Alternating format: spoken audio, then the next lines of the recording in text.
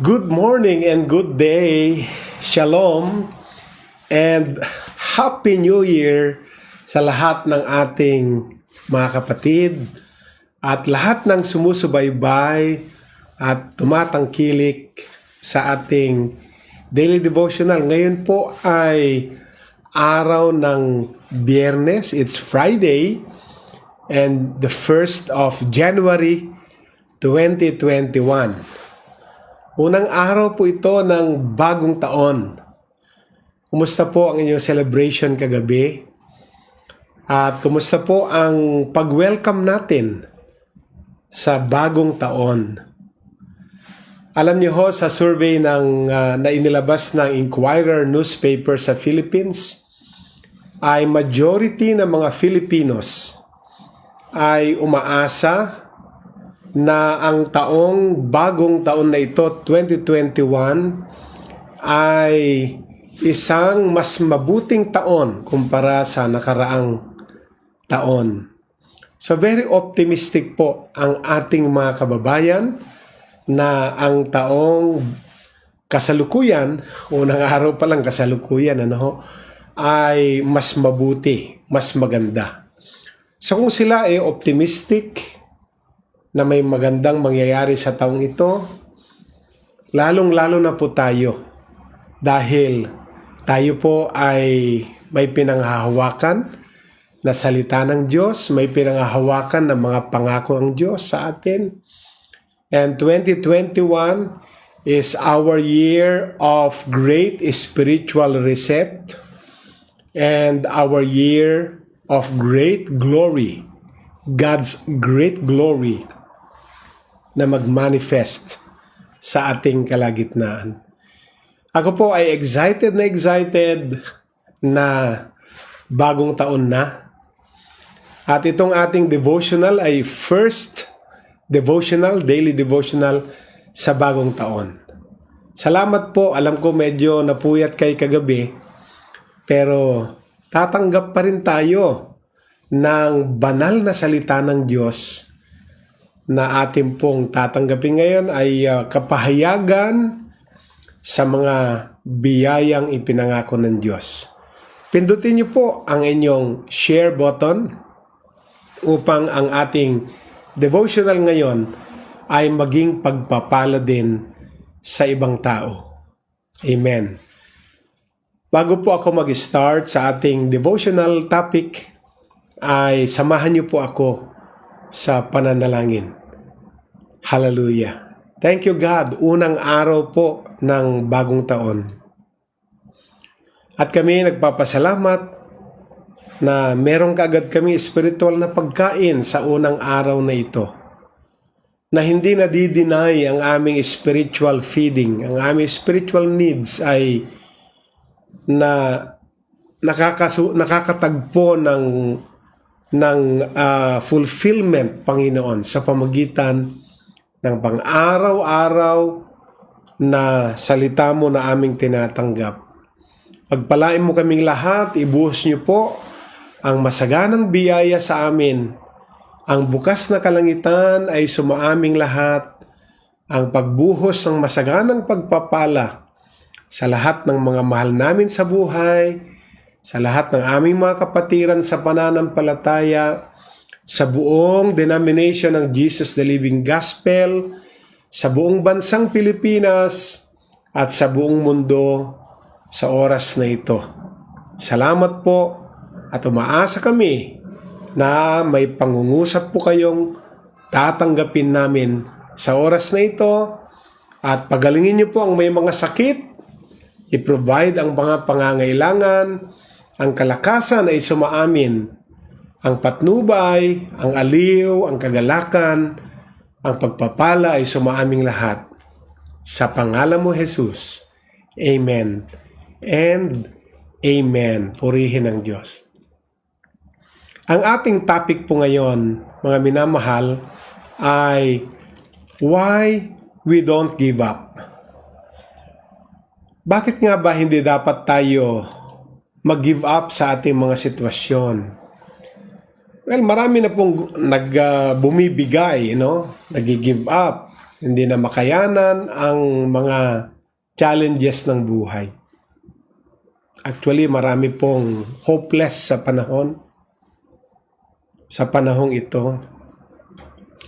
Marami nang halos ayaw nang harapin ang bagong taon sapagkat ang sabi nila ay pareho lang yan sa nakaraan.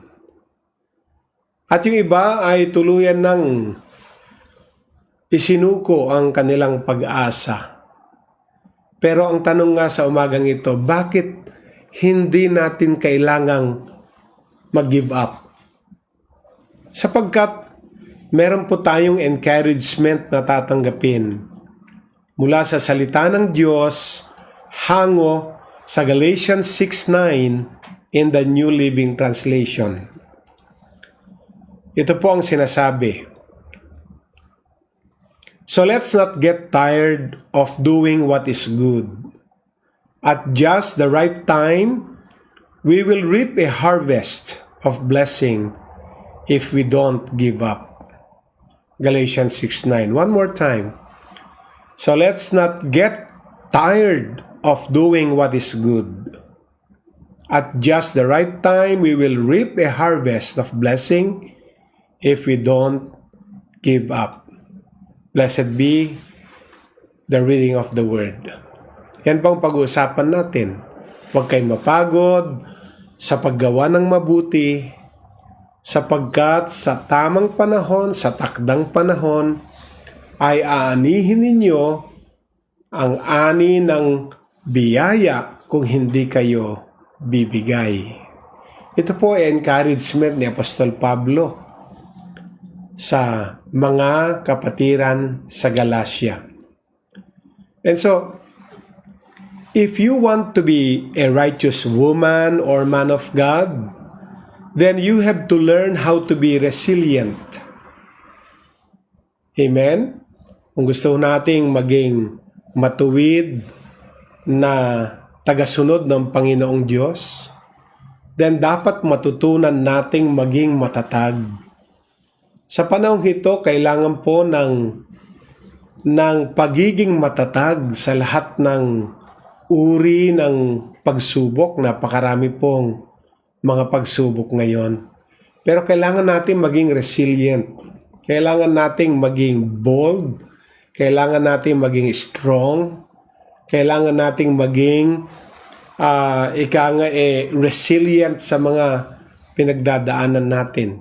That means when you stumble, and it's guaranteed that you get back up. Sabihin na pag sa panahon tayo ay natitisod, tayo ay nanghihina, tayo ay bumibigay. At yan po ay garantisado sapagkat lahat tayo ay dadaan naman sa ganitong klase ng pagsubok. Ngunit, lagi nating isipin at dapat nating matutunan na ang failure po ay hindi yung pagbagsak. Ang failure ay hindi yung pagtumba. Ang failure po ay yung pag-ayaw mo nang bumangon. Kapag ikaw ay na-stumble, kapag ikaw ay nag-fail, hindi po tayo makakabalik, yun po ang failure. Pero ang bumabagsak, tumutumba, at guaranteed naman sa lahat yan, at least isipin natin na hindi failure ang tawag doon. Pero pag ayaw na nating bumangon, ayaw na nating bumalik, ayaw na nating tumayo, doon pa lamang po i-consider na failure po yun. A lot of factors beyond your control can cause you to fail. Amen. Marami pong mga dahilan ng ating pagbagsak na it's beyond our control. At yan po ang nagkukos sa atin, kaya tayo nagfe-fail. But, if you get back up, who knows what positive things might happen? Basta, ang nais nating ibahagi dito, huwag tayong tuluyang bumagsak at ayaw na nating bumangon. Basta tayo bumabangon naman mula sa ating pagkakalugmok, meron tayong pag-asang muling sisigla uli, muling lalakas uli. Amen? And history books are filled with the stories of people who failed again and again, but they did not give up until they succeeded. Lahat po ng mga personalities na mga nag-succeed sa buhay, hindi naman sila nag-succeed sa isang click lang, sa isang pitik lang na ganon, ay successful kagad sila. Karamihan sa mga may mga success story, ayon sa history books, na punong-puno ng mga kwento tungkol sa mga taong ito, ito yung mga, marami naman sila mga failures. Nag-fail sila na nag-fail, na nag-fail, na nag-fail. Pero dahil hindi sila sumuko, hindi sila nag-give up, sinubok naman nila ng sinubok hanggat sila ay nakasumpong ng katagumpayan. Yun po. No?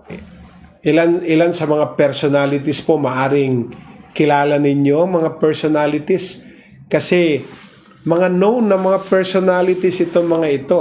Unahin po natin si General George Washington. Si General George Washington lost 2/3 of all the battles he fought against the British in the American Revolution. He kept retreating because he didn't have the manpower to take on the British Army. And he didn't give up. Yan naman ang magandang katangian ni General George Washington. And he eventually won the war. And he became the first president of the United States and is considered the father of the country, USA. Sino ba si George Washington? Hindi lahat. General po siya. General ng kasundaluhan ng Amerika. Hindi po lahat ng laban na kanyang kinaharap ay nanalo siya. Actually, 2 sa bawat 3 laban ay talo siya. Isa lang ang naipapanalo niya sa bawat 3 laban. Ang kalaban nila ay ang British Army sa panahon ng American Revolution. At malimit sa mga laban na kanyang pinamumunuan, malimit sila ay umaatras.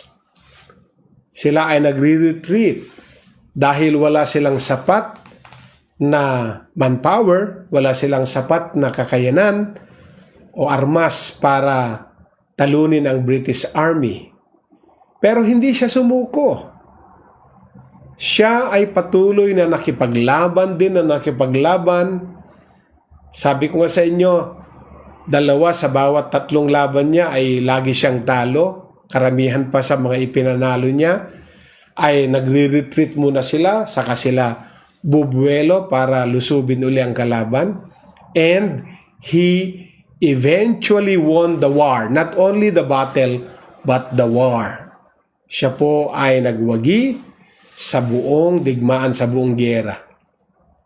At siya po ang naging unang presidente ng US. At siya ay itinuturing na father of the country. Father of the United States of America. Isa lamang yan si General George Washington. Sa marami nating mga ehemplo, kilala niyo pa si Napoleon. Di ba? Si Napoleon dominated continental Europe as Emperor of France. Si Napoleon. Pero hindi kaagad siya naging Emperor ng France sa continent ng Europe. But earlier in his life, alam niyo po ba na he had graduated 42nd in a class of 43 people. Halos siya po ang kulelat.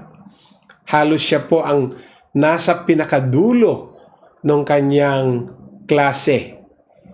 43 sila magkaklase. Number 42 siya sa ranking. So, isa na lamang. Siya na yung pinakahuli. Hindi po siya ang smartest student. Siyempre, kaya nga number 42 siya eh.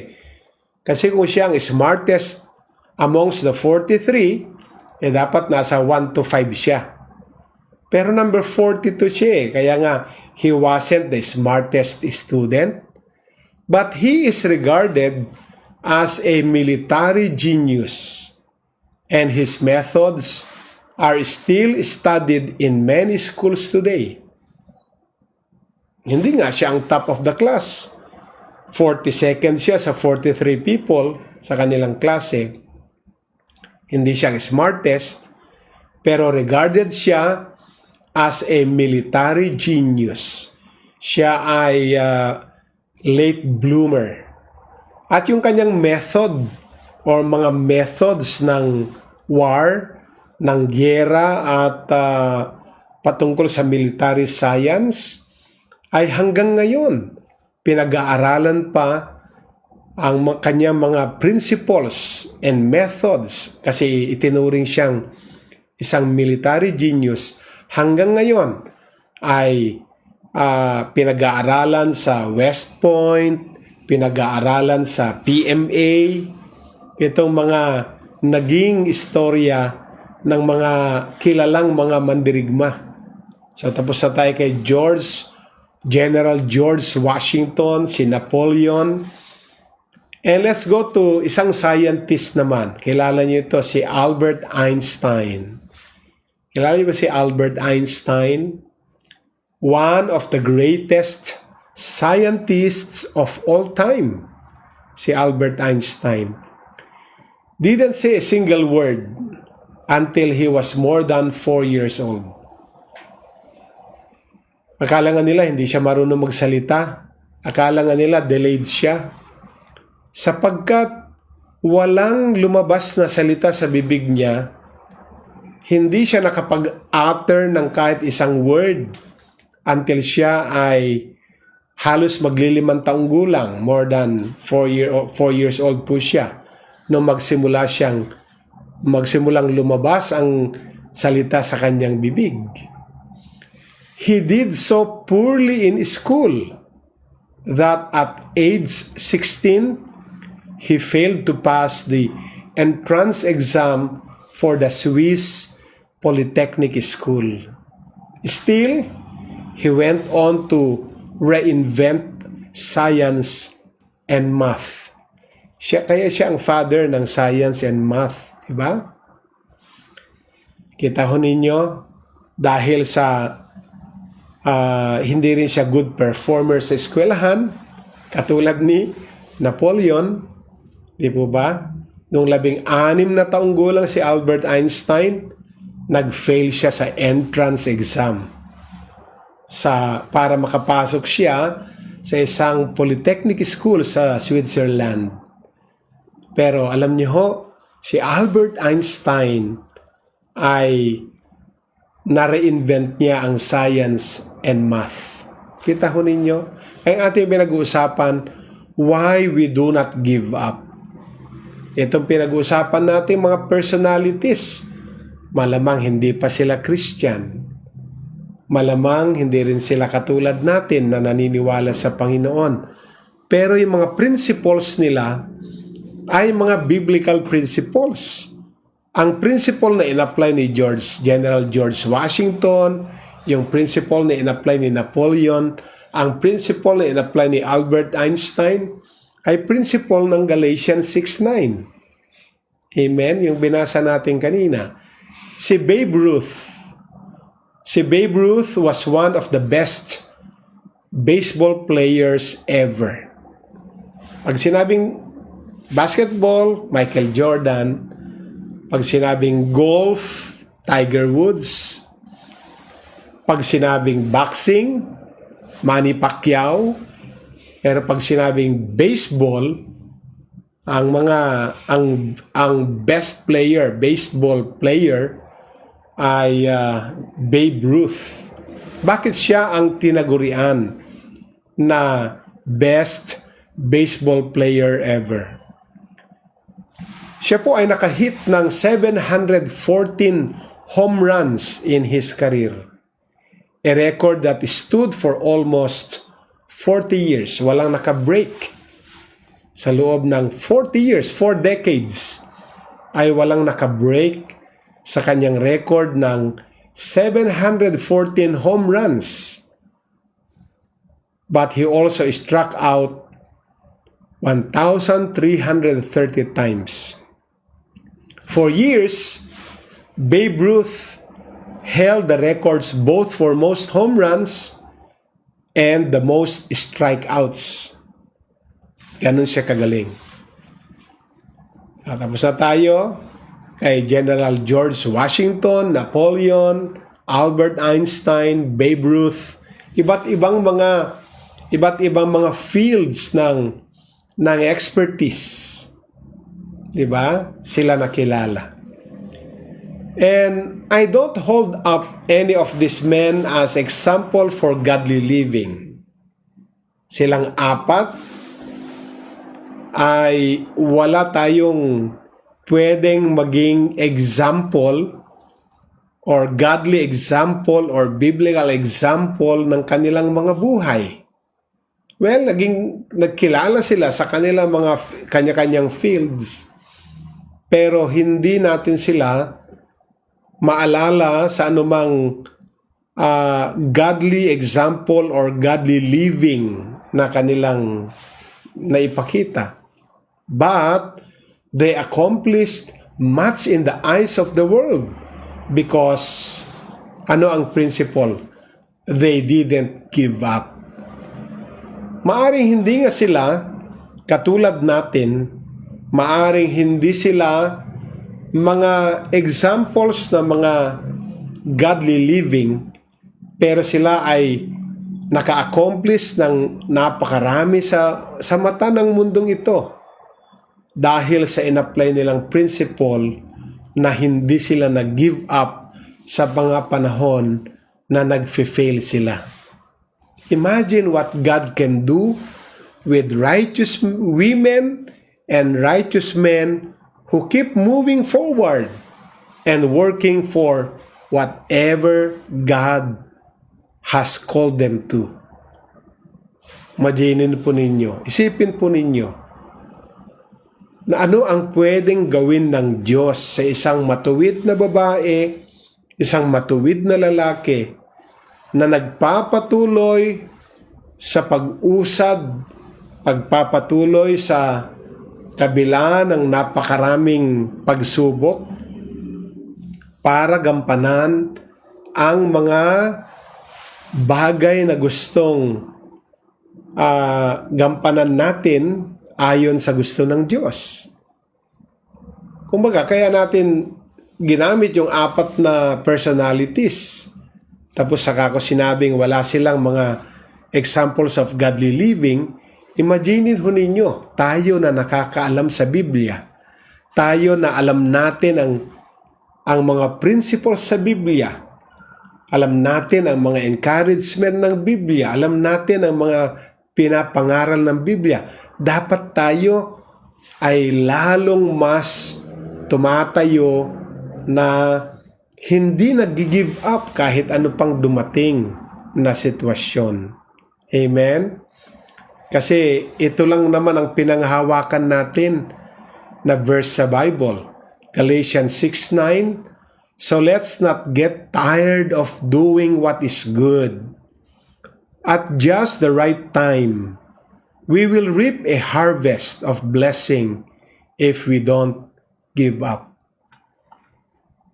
Totoo po yung principle na yan. We will reap a harvest of blessing if we do not give up. Galatians 6:9 in the New Living Translation. So ano po ang encouragement natin ngayon?